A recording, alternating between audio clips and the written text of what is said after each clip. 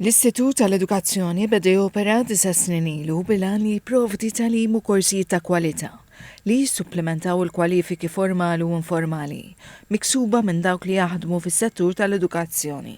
Il-kap eżekuttiv tal-Istitut Joanne Grima qalet li l-Istitut permezz ta' kollaborazzjoni ma' istituzzjonijiet edukattivi qed iwassal korsijiet tal-ogħla livell li jkopru firxa ta' suġġetti.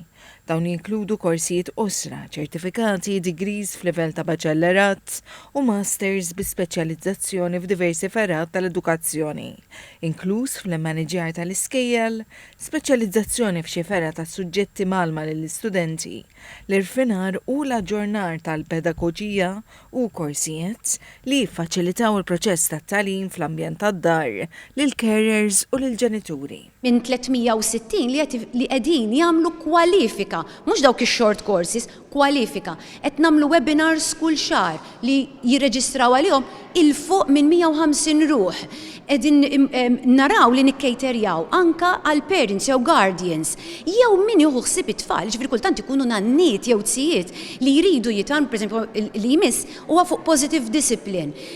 U l-ammont ta' nies li jirreġistraw huwa kbir għax hawn xewqa li nitalmu. Il-Ministru tal-Edukazzjoni Clifton Grima qal li realtà ta' dan l-istitut huwa li kiber matul iż-żminijiet u li huwa evidenti li jipprovdi l-opportunità lill-edukaturi u lil dawk li għandhom għal qalbhom l-istudenti u t-tagħlim biex jikkultivaw u jkattru l-arfien b'versatilità u flessibilità.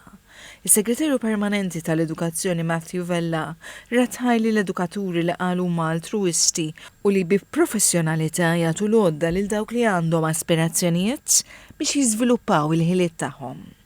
Waqt it-tnedija tal-prospektus kien ippubblikat ukoll ir-raba' volum tal-Malta Journal of Education bi studju u riċerka dwar il-futur tal-edukazzjoni.